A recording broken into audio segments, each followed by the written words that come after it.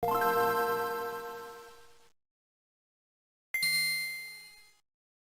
everyone, today we read and comment on the 21st paragraph of the first chapter of the first book of Vom Kriege, the title being War is a Game both objectively and subjectively. The text follows.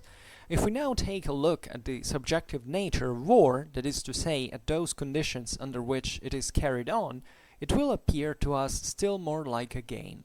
Primarily, the element in which the operations of war are carried on is danger. But which of all the moral qualities is the first in danger? Courage. Now, certainly courage is quite compatible with prudent calculation, but still they are things of quite a different kind, essentially different qualities of the mind.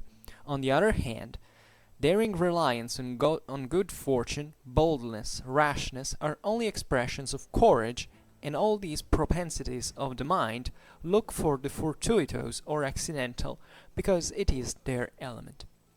We see, therefore, how, from the commencement, the absolute, the mathematical, as it is called, nowhere finds any sure basis in the calculations in the art of war, and that from the outset there is a play of possibilities, probabilities, good and bad luck, which spreads about with all the coarse and the fine threads of its web, and makes war of all branches of human activity the most like a gambling game.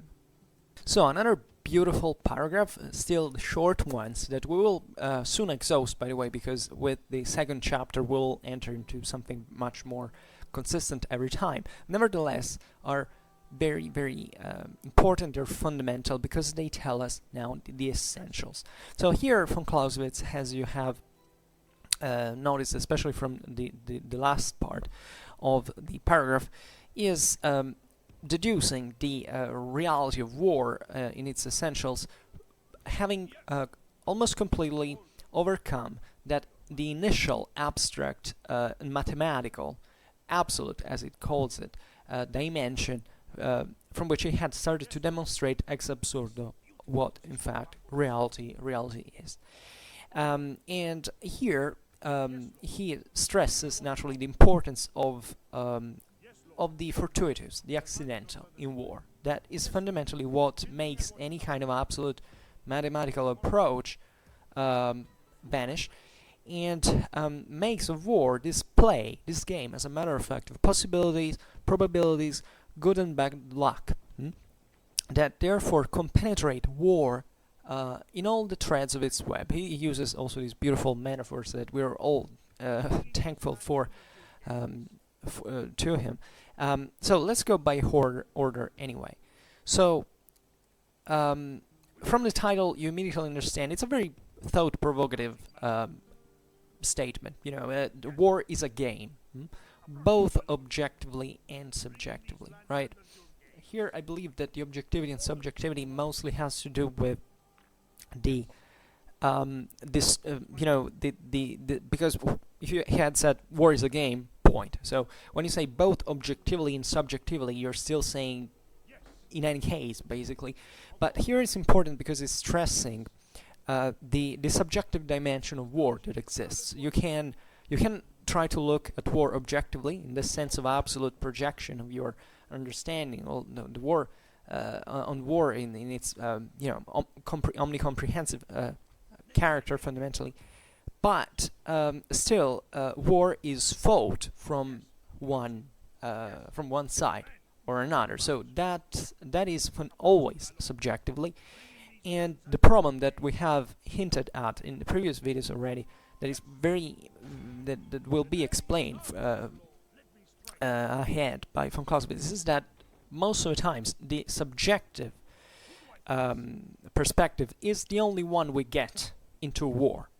So in the Vom Krige, the objectivity naturally is a necessity, given these broad definitions that make understand us how war functions, more or less. But these are the best theoretical approach that you can have from it. It's still a great abstraction. Then real war always transforms itself in this very obscure phenomenon in many ways, from a strictly gnosiological point of view, because it's very, very complicated to figure out what is happening in it from every side. And this is a problem not just for the military, but this is also a problem for whoever wants to study war, hence also for military historians, and anyone who tries to reconstruct the military action and trying to find this single action. So even this subjective action, if you want, that is a narrow event that war that history is full of. So this the emphasis put on the subjectivity is still very important, because this is effectively the only perspective we have from which judging war in most of the cases, or by the largest degree. So von Clausewitz says, if we now take a look at the subjective nature of war, that is to say, at those conditions under which it is carried on, it will appear to us still more like a game. And this is where, in fact, he stresses the real and subjective aspect, perspective at the same time of war. Because war is carried on under certain conditions. Von Clausewitz has explained which are this primarily, they can be environmental, but also the general, the most important assumption, by the way, is definitely the relation with war. With politics that fundamentally controls and modify war at all times, so that war fundamentally is never absolute in the Latin, in the etymological meaning of the word, that is free from any tie, from any constraint, but it's always, in this sense, modulated by something else that has a relative value, if you want, so that therefore constraints and war in ways that have to be understood outside war itself. I mean, the strictly military domain.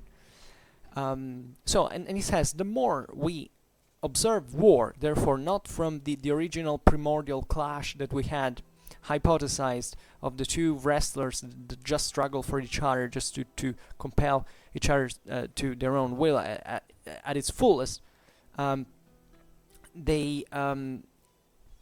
we observe that it becomes extremely similar to a game. So a game, in this sense, meant as fundamentally a competition that still remains, but that is playable, let's say, through certain dynamics, that correspond sometimes to certain rules that are not necessarily laws, because they get modified all times, by the way, but that effectively make us rely not much on the struggle in itself, but on many other factors that intervene to modify that struggle, and great part of it stands also naturally in the fortuitous or the accidental. That is to say, okay, it's like throwing the dice, right? You have to take action in that sense. You literally have to throw them, but you don't know what's gonna turn out turn out by the dice. You're passive in this sense. So you also have this subjective perspective from which you don't know the outcome, even though the premises, let's say, of certain things that will happen are still there. They are kind of, in fact, by themselves producing what will happen. Most of the times you don't know what will happen effectively, and this is a problem that goes beyond war. We've said it many times. It encompasses basically our own all of our existence by overwhelming degree, but in war they're kind of accelerated on average, and as von Clausewitz says, basically the risk now is is much higher than in other activities, because it says that war, of all branches of human activity, is the most like a gambling game. So something you have to rely fundamentally not on actual calculation, that can verify what will happen, but just entrusting yourself, your fate to chance. And this is very true, because as we have explained also in the previous paragraph, that was in fact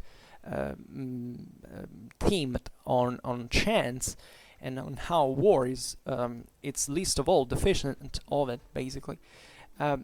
You see that this is a dimension which can never be eliminated from war, but that also definitely influences the way it is led. So that there are certain dynamics that seem to be, would be just in appearance some kind of strange deal or choice, etc., but that are instead grounded on this fundamentally impossibility of figuring out what will practically happen if you were to go straight to the objective, because lots of things will happen in the meanwhile that will make you going astray from the initial line. So, and this is quite easy to understand when it comes to politics, right? From decades, I think that war has re-entered, at least ideally, as a topic of conversation in politics, in debates, etc., because of the increase in conflict that is, or in open warfare actually, that happened in several areas of the world compared to some year ago. We still live in a very peaceful world by historical standards, by the historical average, let's say, standard. But we started to get a bit reapproached to not just the Cold War deal of, okay, things may go insanely wrong from a moment to another, but fundamentally we don't have to deal with that firsthand. But in our times, we live in moments in which politics still, stays, let's say, at the window, observing what's going on and not taking action, but especially for some of you that live in countries that are more involved, militarily speaking, and that have, in this sense, war as a major topic of debate in politics, etc., because you're the first dealing with that. But we all do in a certain by a certain degree. This has become particularly meaningful, and in political debate, you realize that there is, just like in many other political debates, not just talking about war, a sort of polarization, right, which tends towards an extreme, fundamentally. So there are normally two radically opposed views that fuel themselves with anger and an aggressive character, say, okay, that the other one is wrong, and therefore extremizing and absolutizing these positions that are therefore very sometimes very ideological, but also idealistic in many ways. And with war, this happens quite soon. I mean, you rarely find someone that says, okay, we should deal with that country in an equilibrated way that still, makes our tries to bring something good from our side, but also leaves us enough room for eventual changes that can that may require a different approach. You will find either the person who says we should annihilate that country, we shouldn't do anything about it. Today the debate has taken even some very weird moral approaches by standard, like even this creating this even kind of blaming character, like if whoever had a decision to make is inherently either an all good person or an all bad person, or stuff like that. But this is another factor, but it's still part of the same thing, because if you if the political debate really focused on the reality of war, the reality of conflict, and also the nature of the military instrument and how this is used by politics, we would have all a much more moderated approach, which doesn't mean being moderated in the sense not using violence at all. We would be instead extremely cold, extremely rational, and not guided by emotions, at least more than what we do now. And we would try to take decisions that are aimed at being effective rather than, corresponding to an ideal standard, that moralistic standard that we don't actually even clearly know what it should be about.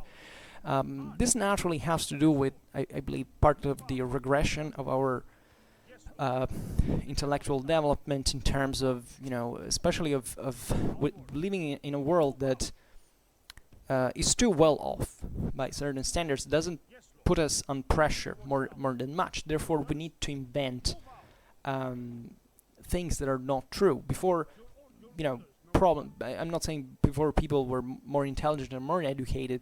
Perhaps they were more intelligent in the sense in a practical, when they were practically oriented. Like if there was a real problem, a concrete problem, then people tried to solve that, because that problem was all about what reality was at the time.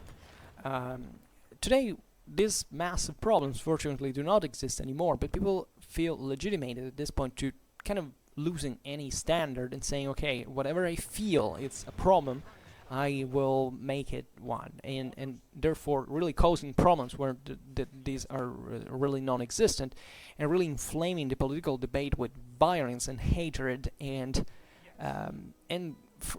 damaging society as a whole. So the world situation should be seen like a game. The idea is that we are actually biologically programmed to have this radical thinking, this extremistic and dichotomic and simplistic idea of the world. It's as if we all knew in which direction we're heading, because we have our beliefs and we didn't need to challenge them, because back in our head we have already decided that it is like we want, and challenging that would create problems to the way we interpret the world. But turns out most of the times this is actually wrong. We know that when we talk about politics, even the most intelligent people tend to shut down one part of their brain that is the one that actually is deputed to rational thinking, because we just go nuts like the primitive apes that we are fundamentally. When we get angry and frustrated and then pressured, etc., we just get in this, and this is a problem really. But it's in part always been so. The only problem now is that we're dealing with a world that is increasingly complex. So this it starts becoming very difficult to manage for even our own intellectual capabilities. The world was much simpler like 50 years ago, 100 years ago. So it was also kind of easier to understand it. Today it starts becoming really tough. And we tend to go the other way. We tend to focus just on a few things, like saying, okay, as long as we keep specializing in stuff that will the single sectors working better, everything will go well. Well, it's not really the case, because we're also losing the general perspective of what is going on as a whole, and that is particularly dangerous, because it's as if you had to start making someone a driver understanding for the first time how an engine works while he's actually driving. He will be distracted, may even crash the whole car. Meanwhile, I know it's a kind of a lame example, but it's still kind of more or less what I wanted to tell. But here von Clausewitz amazes us in a way, at least given the premises that I thought now to introduce, because he introduces this other aspect. Then you say, okay, again, war is a game, fine. And most of you will be astonished by this, like, is war a game? I know that there will be some of you who will comment, even before getting through this, because normally videos on YouTube are watched for like 3 minutes, 99% of the times, and then they quit it. So everybody getting upset by the fact, oh, how is war a game? How could von Clausewitz say such a terrible thing? It's something bad. Well, obviously here a game means something very specific, that is the dynamic of war in itself, that especially introduces the idea of the fortuitous and the accidental that is present in games, but also brings, in this sense, something that pertains to the real dangerous the world that we live in, and where wars are fought, etc. That is, in fact, danger in itself. Because von Clausewitz says, primarily the element in which the operations of war are carried on is danger. This is particularly important. Primarily, there is an element which is primary, in which the operations of war are carried on. This element is danger. So, yeah, this is not like a card game with your friends at the table drinking some beers. It's really, you being out there, risk to be annihilated by someone who wants to massacre you, basically, and you have to take this risk necessarily if you want to even want to progress. This is dramatic in war, because it's not like certain problems or even certain games that can be solved because there is a path you have. You can go through step by step and you can solve the problem. This is why von Clausewitz said that this takes away everything that is absolute and mathematical in here. Because if you want to solve a squared this equation, you just have certain passages you have to go through, and at best you can get a mistake in the with algebra and making a mistake in that sense. But you have the path, you have the ladder that can bring you to that solution. There is only one solution, and it always goes in that direction. War is nothing like that. This is why there is nothing like a science of war. War cannot be scientifically approached. It's impossible. There are elements of it that can be naturally scientifically measured and approximated, but the way it develops, the way it's carried on, is not. And that's why we have an art of war and not a science of war. So here it's danger, and the operations of war are carried on into it. So basically every operation that happens is primarily carried on into this element of danger, and you can't do anything about it. And what is, in fact, this is what I was saying, astonishing of it is that as soon as you get into war, you are going to be subjected to this. And if you want to go on, if you want to take action and not to leave the initiative to the enemy, and therefore becoming just a passive object that just receives a lot of blows and will defeat it, is that you have to take actions that are continuously risky. So for which there is no right choice that will save you from everything. It's all contingental. There can be choices. There is always a best choice. The problem is that you don't know which one it is at the moment in which you're taking it, and it will never be the perfect one in the first place, just because perfection in the world of physics or reality does not exist by definition. And it's just the way, in fact, we have scientifically approached the world that made us approximate this concept. But when we bring them to the extreme, we also bring them at the limits of our own reality and do not work anymore. At least we don't know what happens in there.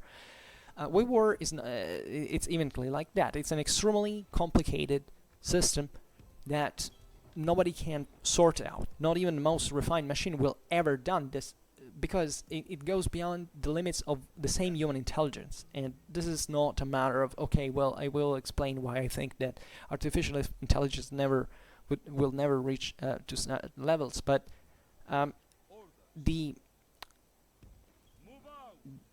will have also the mean to explain this, the chance to explain this, when von Clausewitz will get more in detail into certain topics such as the decision and etc. that is effectively, well, okay, it's not just about that, it's also naturally a strictly physical thing. I mean, it's impossible to make a system stay together. It will always kind of deteriorate. This is the second law of thermodynamics. So this is how in war is, and simply our poor gnosiological means do not bring us to determine which is actually the best thing. So there is always, however, some sort of experience, some sort of knowledge that we gained up to that point that, as wrong or misunderstood or improperly used, can lead us towards a direction that, in this sense, should be figured out like through the art of war, as we call it. That is, in fact, the real concept of art from the etymological knowledge of meaning of the word in Latin. That requires application, that requires studying, that requires exercise. It's not just, like a manual where you have some equations and that's everybody can read it. It doesn't work like that. So von Clausewitz poses the very meaningful question: but which of all the moral qualities in the first is the first in danger?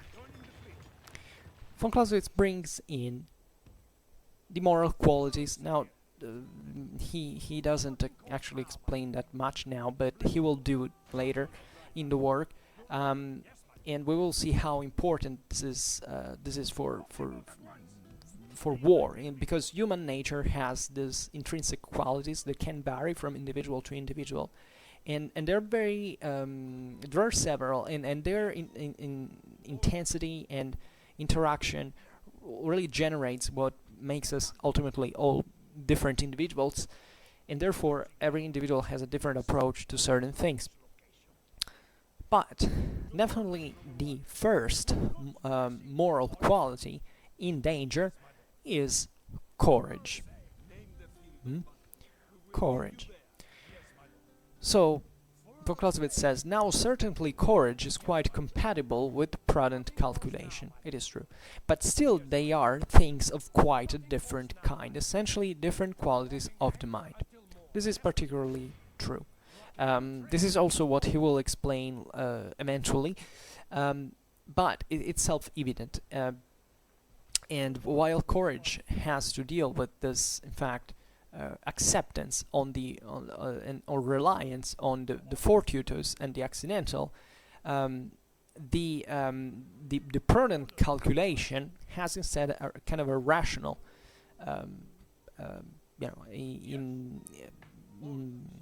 in say essence, that goes definitely against the most emotional one of courage, right? So this is particularly important to understand much of military history, because very often courage is mistaken for the most important element in war. It's plenty of people out there who believe that wars are won because there are kind of courageous peoples that win over cowardly peoples or stuff like that.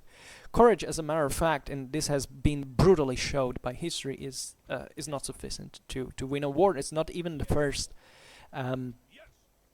element that is required for it. There are way more imposant factors that ultimately bring to victory and defeat. And great part of this has to do, in fact, with the prudent calculation. And you can say that, generally speaking, in history, as I often said, it's the more intelligent by norm that wins, not the strongest. And in general, this can be beautifully observed historically speaking, when you meet, a disciplined, organized army that is actually made up of people who are now kind of civilized or gentrified sometimes, and they're not brutal, fighters who spent all their life actually, fighting, but just being trained and being framed, etc.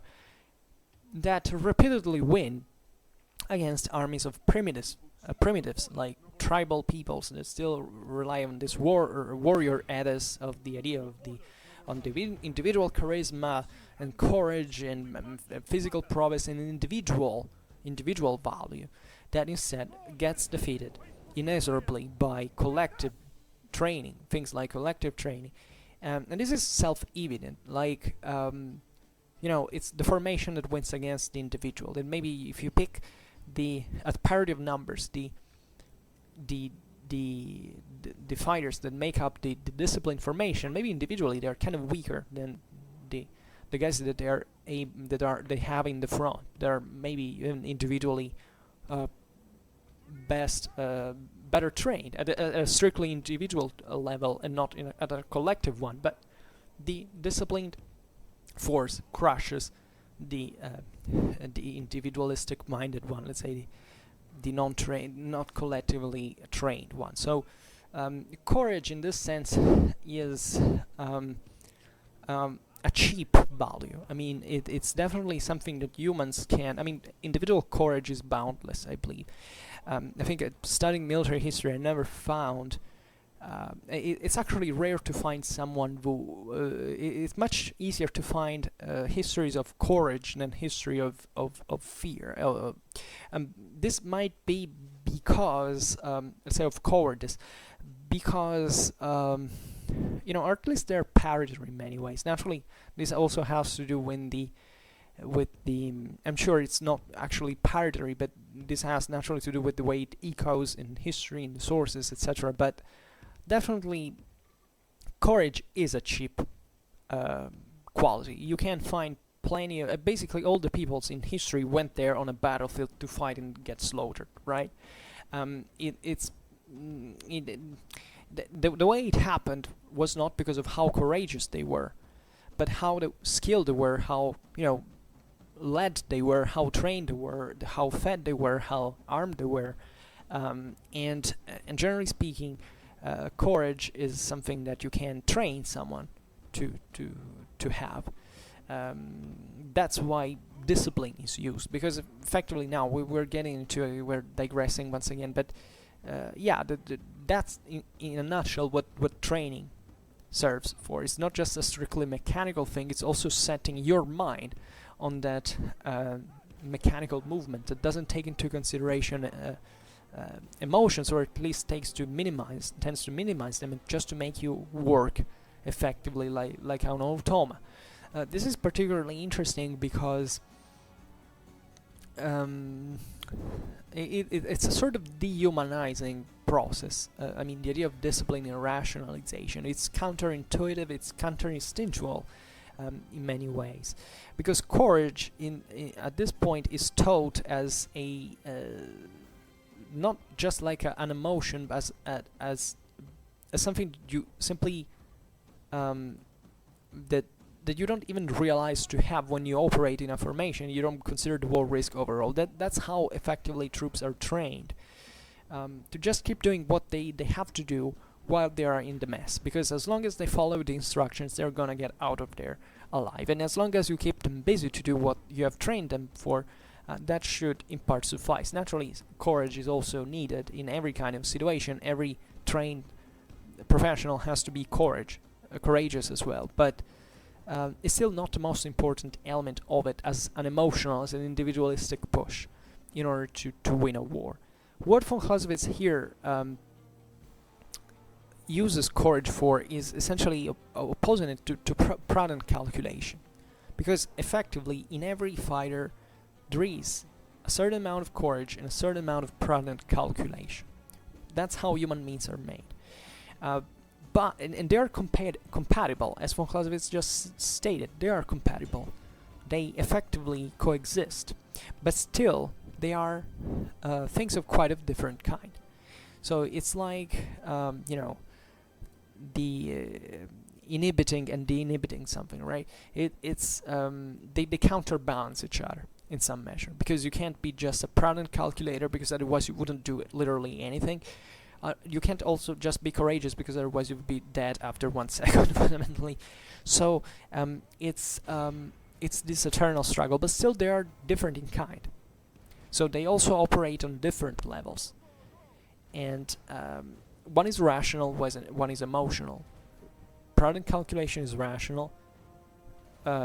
Courage is emotional, and naturally they interfere with each other.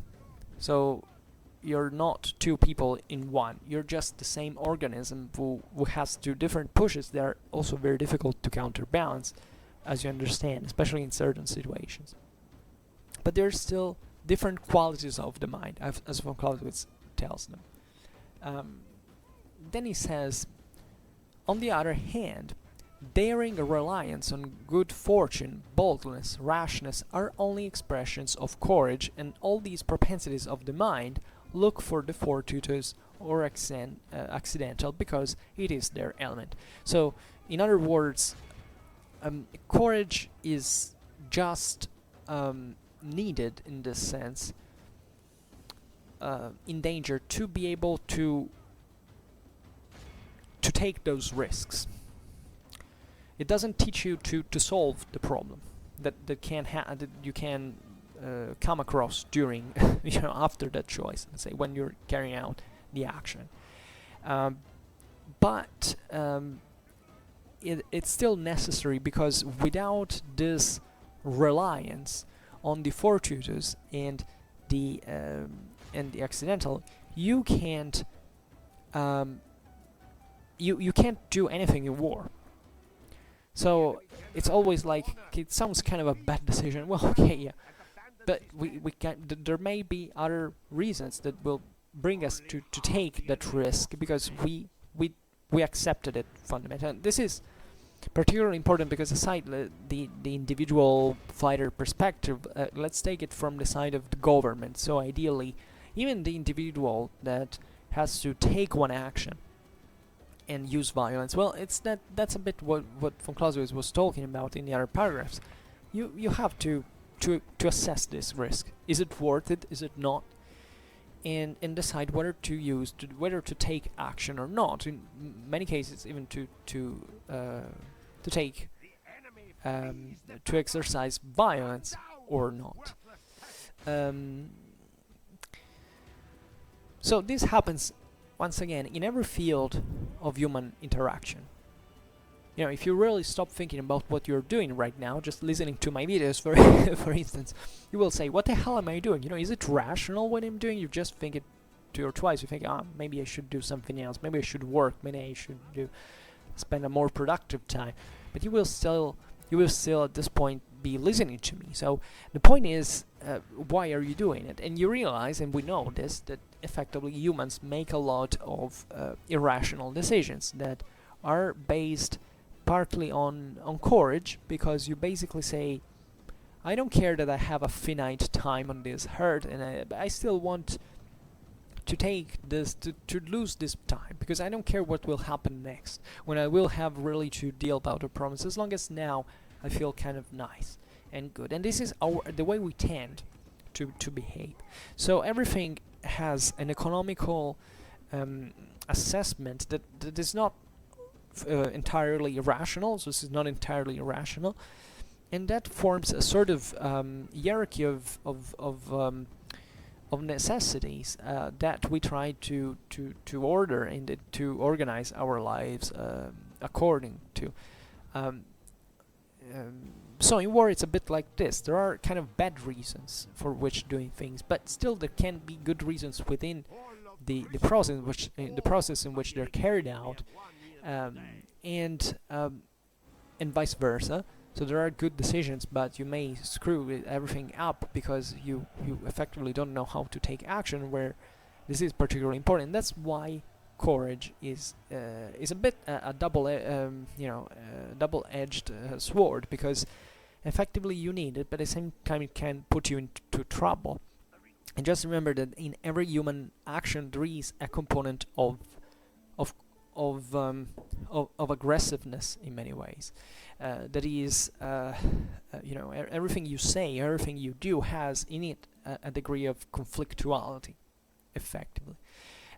So if you want to, and part of this conflictuality actually stems from the fact that things are not certain, that you actually don't know what is going to happen next. Because if you already knew, you wouldn't need to do anything at that point. We have seen that when von Clausewitz was describing this absolute kind of mathematical world. If all we were capable of assessing everything's force, everybody's force, there wouldn't be any kind of fight. There wouldn't be any kind of, and instead we don't. So the only way we can live in this world, given what nature has entrusted us with, is to try, and therefore to go out there in the dark and take action. And we need courage in order to do it, because if you fear constantly that something wrong is going to happen, that you're going to make mistakes, you would effectively do nothing. You would extinguish yourself into this inaction, into this idleness. Therefore, things like good fortune, boldness, rashness are fundamental in every human affair, and therefore also in war. Von Clausewitz says, we see therefore how, from the commencement, the absolute, the mathematical as it is called, nowhere finds any sure basis in the calculations in the art of war. So, as we've said before, you can't figure out this system. By definition, you need to make irrational decisions that are maybe guided by irrational feelings like courage, because otherwise you can't solve the problem, practically speaking. And that's why war is an art, because it's practical. It's not theoretical. It's not scientifical. You effectively don't know. Science actually in Latin means knowledge, so it's literally knowing what's going on. So given that, as we've seen in this very 21st paragraph, von Clausewitz has showed us how effectively we don't know what's going on around us. And in war particularly, given especially the time we have in order to take action, and the forces and the strengths and the pressure we have, we can't treat war scientifically. It's impossible. You just have to know how to deal with it and to solve it.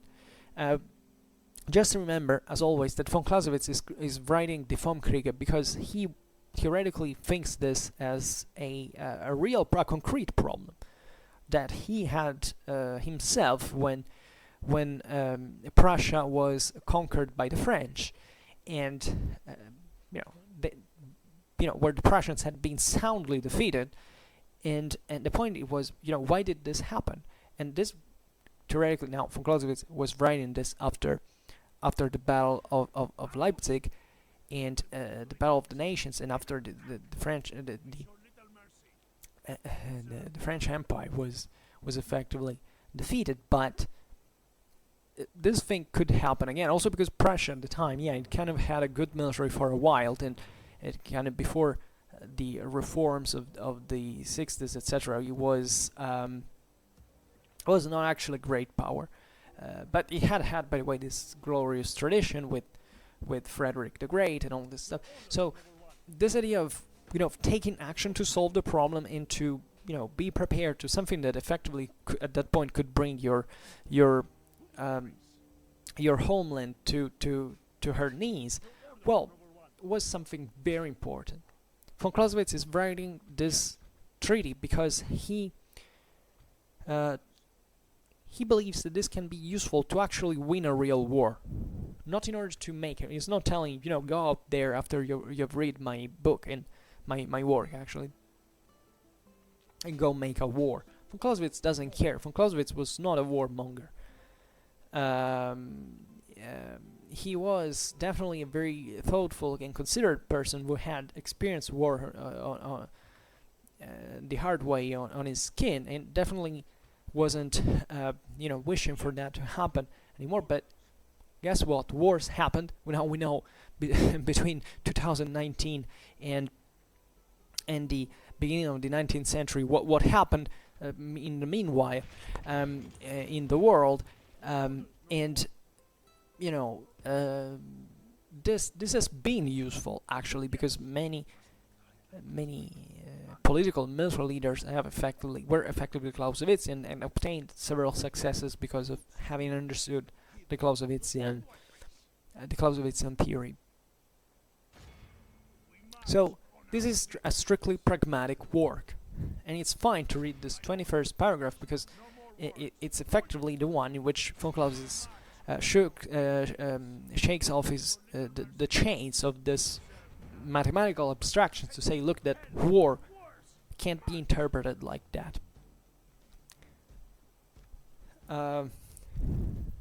Very clever, logical, demonstration. Then he, throughout all these first paragraphs, and it says, and that from the outset there is a play of possibilities, probabilities, good and bad luck, which spreads about with all the coarse and the fine threads of its web, and makes war of all branches of human activity the most like a gambling game.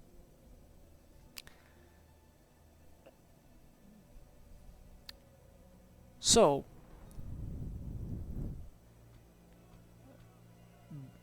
here von Clausewitz just reaffirmed naturally the fortuitous and accidental nature of war. It's all a play, a game of possibilities, probabilities, good and bad luck. Okay? Because you have to try it. You can't make war, you can't carry on military operations without playing with fate, because things are gonna go very differently from what you plan, and you also need to update your plans in order to go on. That's like the basis of every operational approach, and that's also the idea of Kriegsspiel, where it comes from. Why it sounds sometimes, von Clausewitz has been a certain satire. If you read if you read Tolstoy, actually, you find this when he was in exile into Russia. He appears in War and Peace like a character. Then this idea that, like, the title, as we were saying at the beginning, the very title of this paragraph, that war is a game. It sounds sometimes, I'm sure to some people it sounds offensive by a certain standard. It's because these people have, in fact, a kind of moralistic approach most of the times that says, war is not a game because it's a serious thing. Yeah, okay, but games are serious things. And in a war that is not cultivated. So it's like a game that is not cultivated. You don't play, you don't know how to play, you tend to lose at the beginning, right? Well, war is like a bit like that. So this is, maybe I said it in a way that is too too direct, but this doesn't mean you should make war in order to, but you should always be prepared and actually to know how war actually works, and to be prepared, as every military in the world is, more or less at least, in order to, in the eventuality of facing what, but not just every military, but every country, every, any government is able to be prepared to war.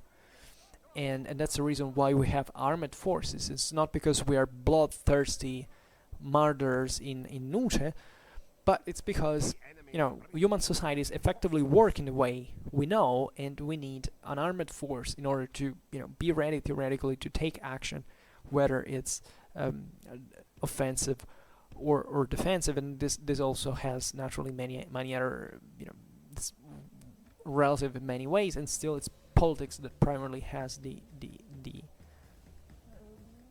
upper hand on these decisions. There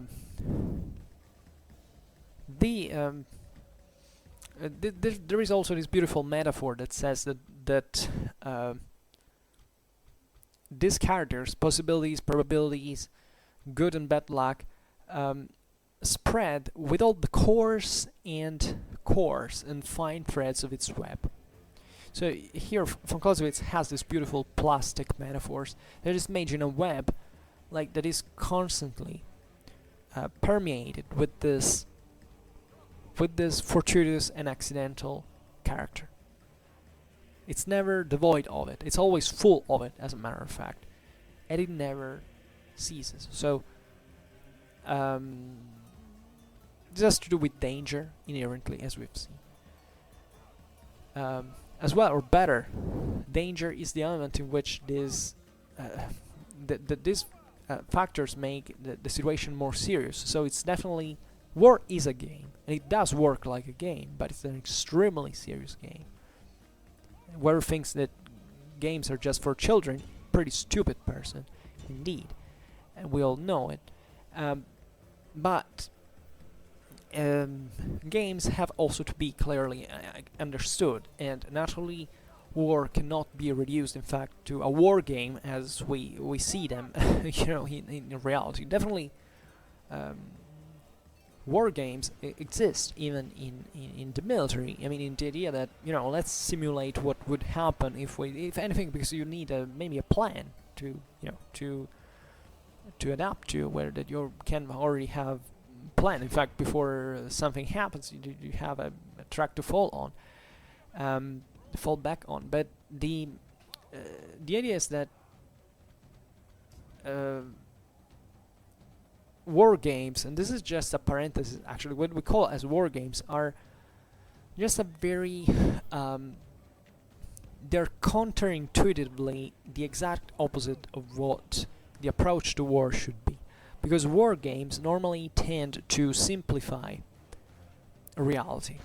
They tend to give this set of rules and of certain data that are kind of, numerically quantifiable, and that you can base your assumptions on. Well, in war, guess what? It's not like that. You don't have that most of the times. You don't have the clear assessment of your even your own resources, for not talking about the ones of the enemy. And especially things change constantly. So war games, as we use them, I mean, in a very stricter, in a narrower sense, are not can be useful, can teach a lot, but they're not the only. They can't. They don't give you the right solution. So it's obvious that every officer, ideally every soldier, or anyone that is, to be wanting to understand war and to even take part into it in some ways, in order, or even just to describe it, like a military historian can do, has to know how to districate into these war games. Not much solving them, which is definitely, it can add a value to a sort of an experience. Definitely, the same study of history helps you to do it. I mean, you may suck at war games, that the ones, communities of wargaming are out there, but maybe as a military historian, if you have tried to sort out how a campaign or a battle was effectively conducted, you maybe know already, much about not the entirety of that situation, but you kind of can acquire military logic that can be very useful for you, were you to be the most reliable person in order to at least to describe that event. And that's why every cadet is taught how to solve kind of certain tactical this is not entirely true. I mean, now I'm not a particular expert, but also the studying of of war games and tactical strategical simulations is something that effectively is very difficult to even bring to the mind of a person. I mean, it takes literally years and years of learning, and it's difficult to teach, and it's not generally easy to solve these problems. I've even watched certain read certain maps, certain battle explanations that are used, for instance, at West Point or in other Sandhurst, and you realize that they're grossly simplified, especially the story. I never read anything like a simulated battle, stuff like that. I've used simulators of some sort, and they're kind of useful, but those are mostly kind of mechanical to train, mostly, I don't know, tankers or airmen or stuff like that. But when it comes to even to historical knowledge, I mean, I think it's the importance of military history in its educational purpose, even for the military, is dramatically overlooked and underestimated. And it turns out that actually military history is much more clearly understood by actual historians that are at least the ones who are truly specialists in that field, than actual the average military man. Then you have certain military men where, just thinking about Mattis, who has he's known as the warrior monk. I don't know how many, like 7,000 books of mostly military history, etc. I have more, but I haven't read them all. I'm a little different.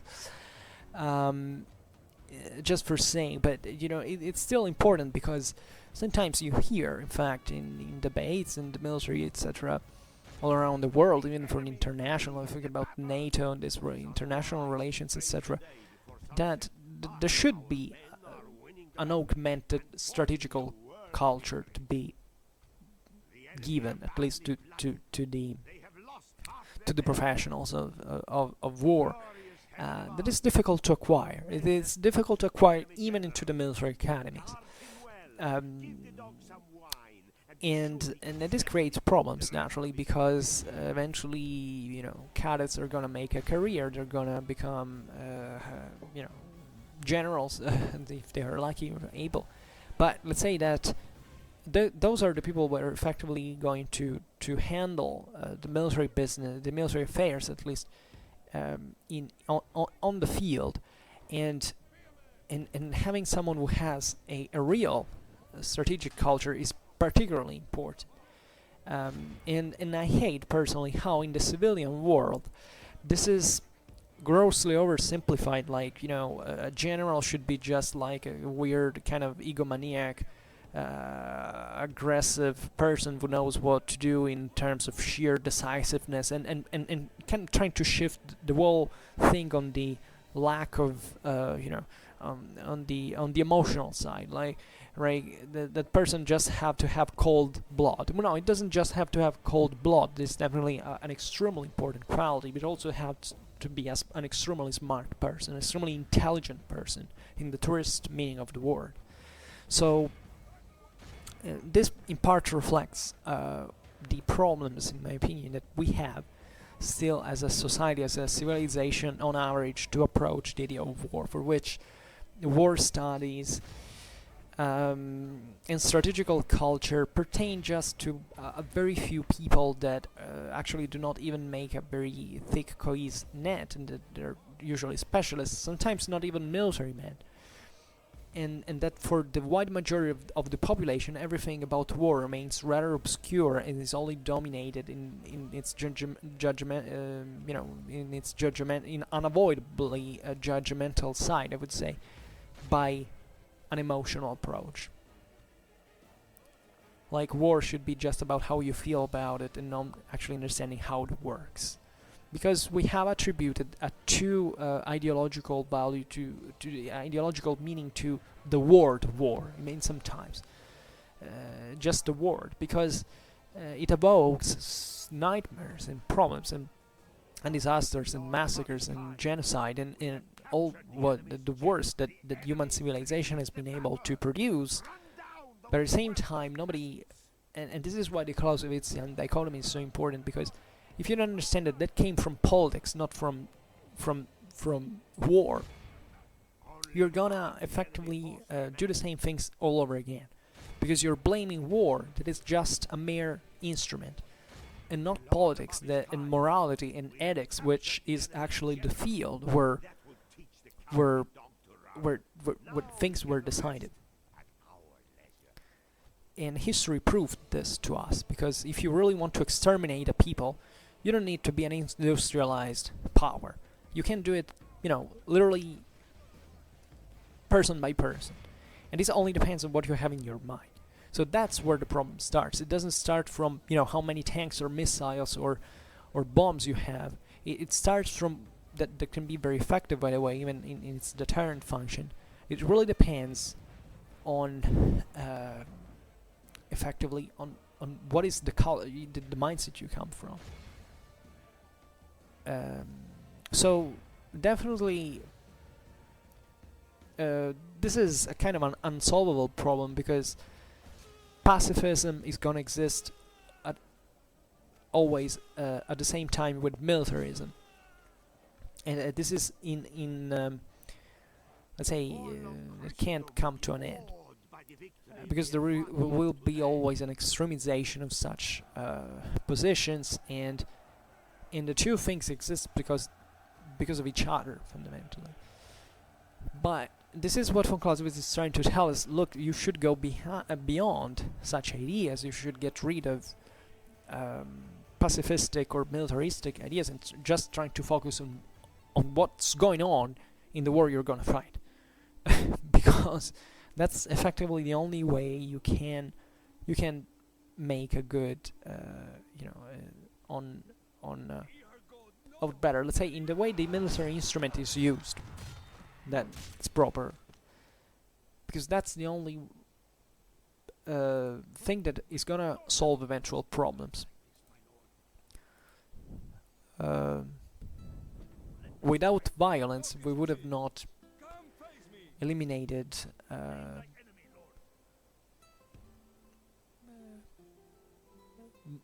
tyranny from Europe in World War II.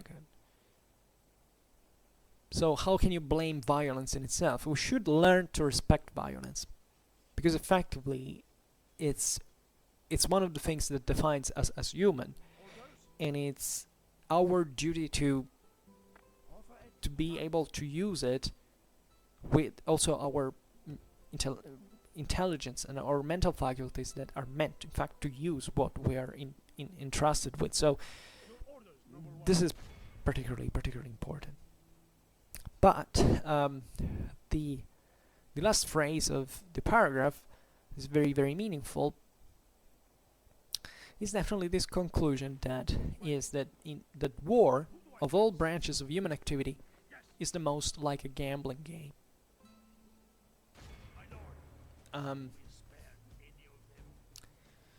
Now, this would require another powerful digression to explain, but for now, there will be time to explain it also in the rest of the Vom Krige.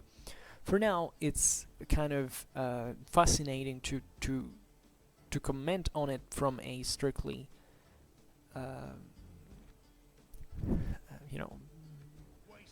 neutral perspective. Let's say, saying, okay, taking war is more like a gambling game. You have continuously to gamble in war, and there is no other activity, human activity, that is more like a gambling game than war. Because of this continuous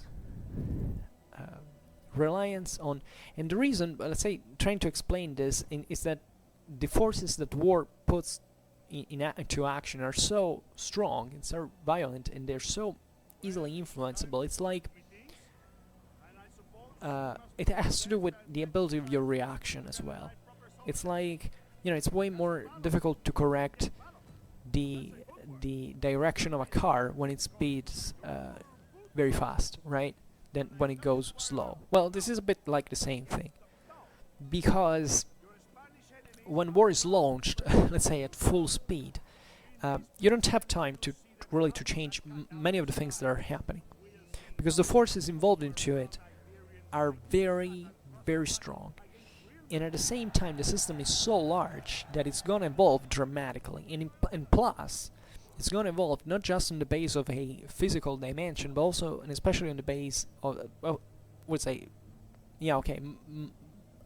also because of that, but also because there is someone that is effectively intervening on the system in order to modify it, to achieve a goal that is incidentally opposite to yours. Or at least that, in the case of allies, for instance, it's still different from yours in some way.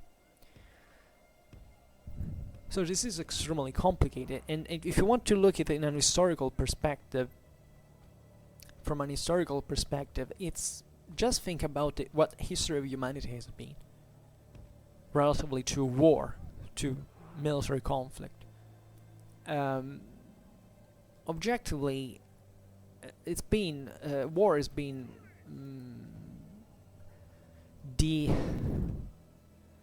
epiphenomenally speaking, the most important activity ever carried out.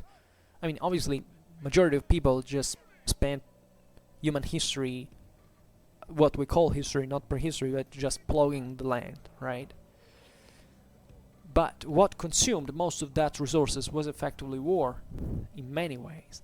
So now times have naturally partly changed, but still you realize from military expenses how war is still important, how much it consumes, and it will always be like this, quite likely, if anything in potential, because even if we came to live in a world without war, that would be just contingental. Because war could break out at every moment. Humans are programmed in determined situations by genetically to transform themselves into killers into 3 seconds. That's because that is how our genes evolved over time. In order through natural selection, in order to cope with certain problems. So now, for instance, we live in a rather peaceful moment in history, simply because there are the conditions for us to not to be slaughtering ourselves for the need of resources, which is something we keep doing, by the way, but in a much less let's say imposant way we used to be in the past. But this could go at reverse. It's like, just think if during the Cold War that had turned into hot war, there had been a nuclear holocaust, and the few survivors in mankind would have to start from essentially from scratch once again. And the same people of the first generation, the few ones who have survived, would have started transforming themselves into effective. And believe me, humans are programmed to abandon in this kind of sort of structural, cultural, edifying morals to just slaughter themselves if the situation requires. So, not to say that, of course, ideas and behaviors and ethics do not count, but still there is a human hardware that cannot be erased, and that fundamentally is working by itself mechanically. And we know how dependent on our body we are. So at the end of the day, we must be aware of even of such things to understand what is actually our potential. Because believing in ourselves just to be pure angels who would never harm anyone is also pretty risky, because if you put yourself if you're not aware of this, and you can easily put yourself into the condition of becoming violent, and that's a bit what extremism brings to, even when it's grounded on things like, in fact, pacifism or equal rights. Sometimes sometimes it's just an excuse, of course, but other times it generates violence. It mostly depends on the degree of the ideologism that is into it, rather than the actual content that is proposed. And still, that in fact is based on our biological needs sometimes, because there is a big difference between fighting for liberty with a gun pointed at your head and fighting for liberty just eating French fries and watching Netflix movies in the meanwhile. So you own the same beliefs allegedly, but you have very different reactions given the circumstances. But this idea of the gambling is still fundamental because it kind of annihilates any kind of positivistic approach to what war is. So it also alarms us, at least it should, because it tells us that, look, the war doesn't actually has a solution on its own. It's something when you get into, you're automatically assuming you're putting something at risk,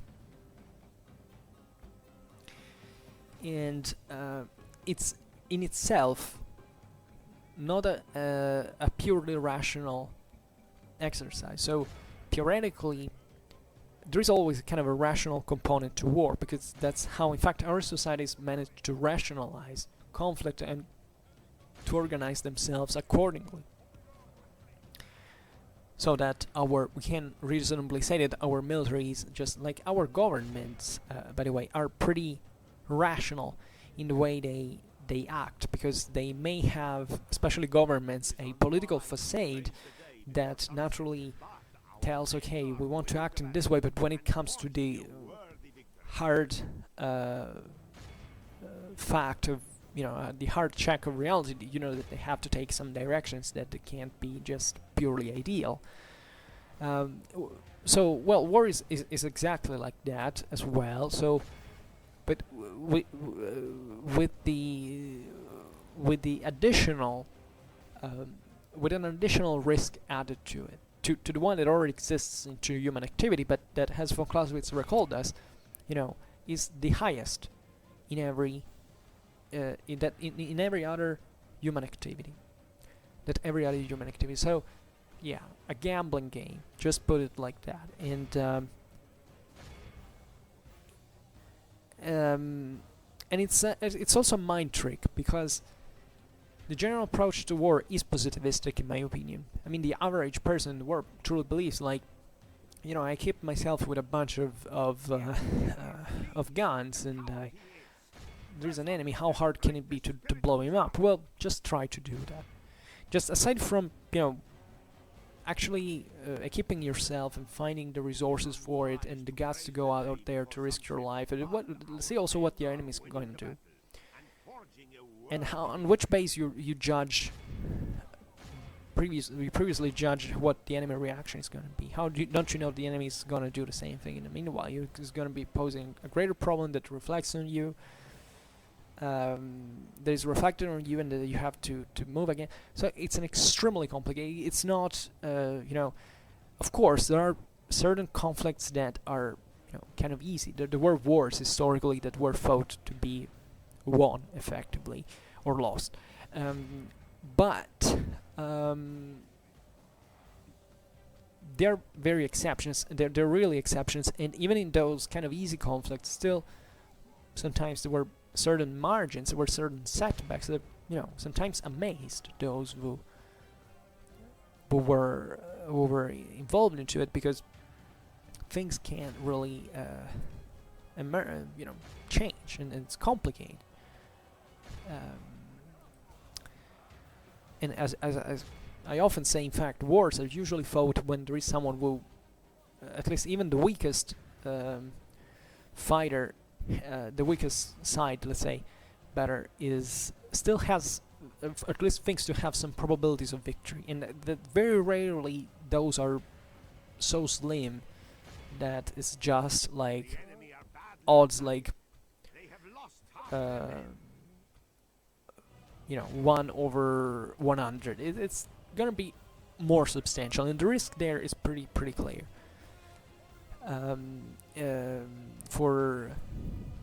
So a situation could be more or less difficult, but still, in actual wars, the odds are not so disproportionate between the two fighters. But whatever, this is just another consideration. Okay, so we need to have. There are very beautiful paragraphs we're waiting for us. So just for now, it's over, and I hope that you enjoyed this video. If you did, please share it, or otherwise leave a like, or subscribe to my channel if you're interested in my upcoming contents. And for now, I thank you heartily for listening to me. I wish you a nice time, and see you next time. Bye.